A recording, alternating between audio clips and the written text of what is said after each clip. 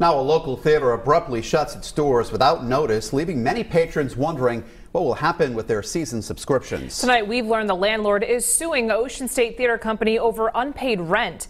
Eyewitness News reporter Abby Burke is live in the newsroom with the details that are new at 5:30. Mike and Kelly, Eyewitness News has obtained documents that show just how challenging the financial situation has been for this theater company.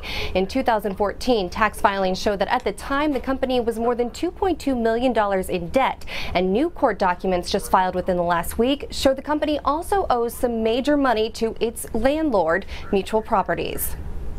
This week, Ocean State Theater Company announced it had made the, quote, heartbreaking decision to close the theater doors for good, citing financial challenges. We've been talking with them for a bit of time about what their financial picture looked like.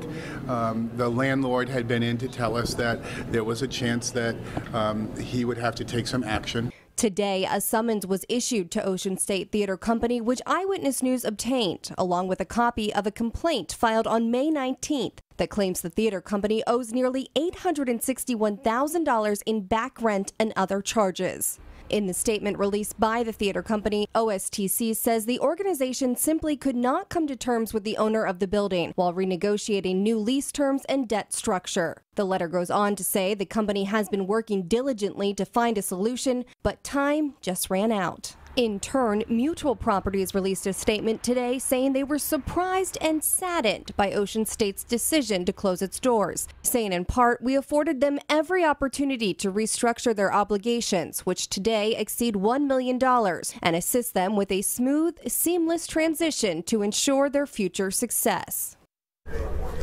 Today, the mayor said he has been assured by the landlord that they are working with a new theater venture company to go into that space.